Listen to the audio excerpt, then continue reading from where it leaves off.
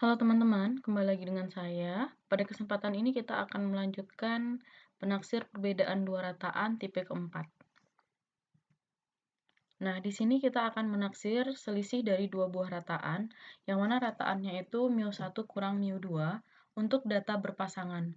Nah, untuk data berpasangan ini kita lambangkan dengan D ya. Jadi di sini μ1 kurang μ2-nya kita lambangkan dengan MD, seperti ini.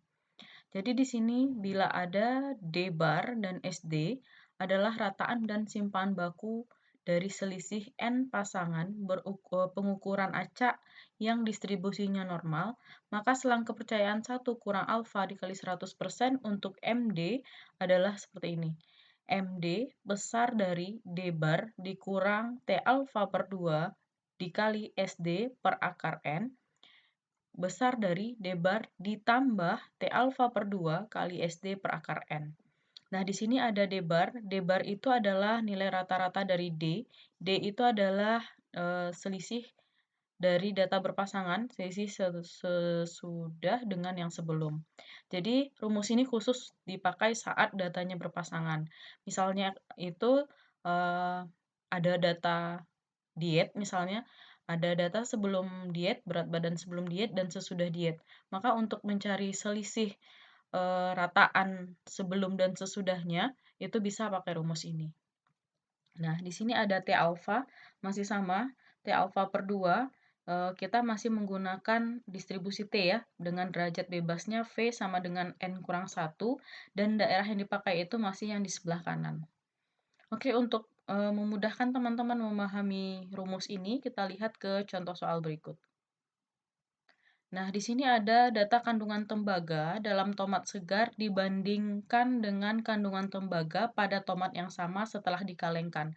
Artinya ini ada data before-nya, ada data after-nya. Ini pasangan, berarti ini adalah N-nya.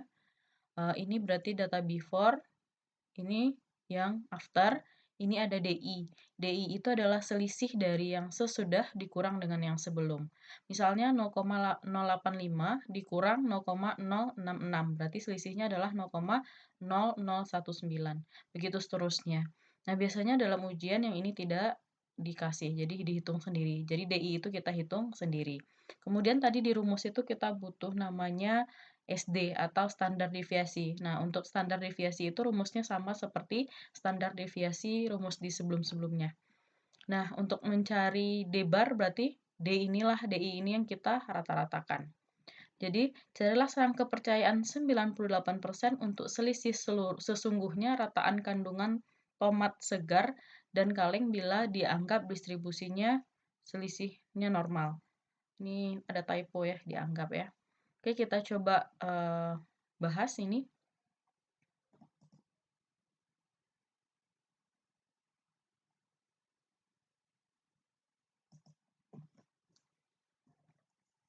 Berarti yang diketahui dari soal itu adalah tabel, kemudian ada alfa ya.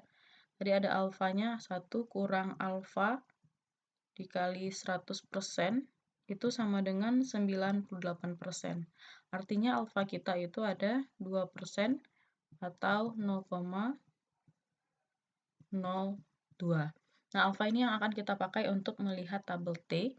Kemudian untuk melihat tabel T, kita juga butuh namanya V atau derajat bebas. Tadi rumusnya adalah N kurang 1 ya.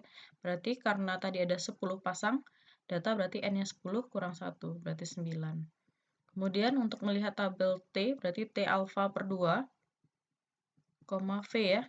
Berarti di sini T 0,02 dibagi 2 dengan V-nya itu 9.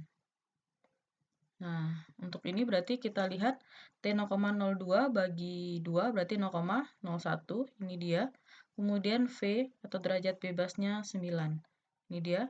Maka nilai dari tabel kita adalah yang ini. Ini ya teman-teman, nilai tabelnya 2,821. Nah, kita sudah dapat nilai dari tabel T. Kemudian dari rumus tadi, selain T, kita juga butuh yang namanya standar deviasi atau SD, kemudian butuh namanya rata-rata atau D bar. Nah, untuk rata-rata atau D-bar berarti kita jumlahkan yang D tadi ya, D1, D2, D3 sampai D10 dibagi dengan banyak datanya yaitu 10. Nah, D-nya tadi yang pertama adalah 0,019 ditambah 0,009. Ini dijumlahkan semua sampai data yang ke-10 ya, dibagi 10.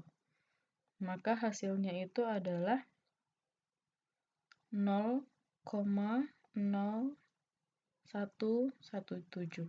Nah, D-nya sudah ada, kemudian kita hitung lagi SD. SD itu standar deviasi ya, berarti adalah akar dari. Nah, kita bisa pakai rumus yang biasa kita pakai, N kali sigma I1 sampai N, berarti ini DI kuadrat ya, biasa kita pakai XI kuadrat kan.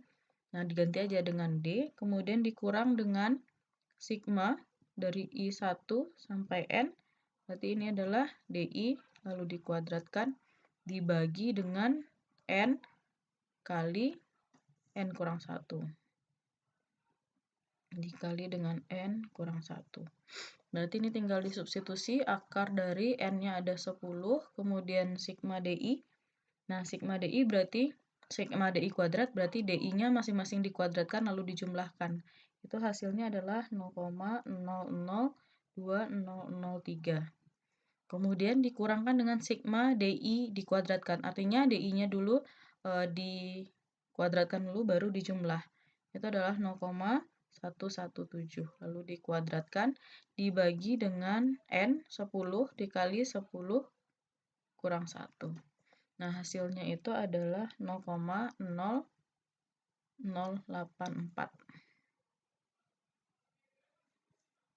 0084.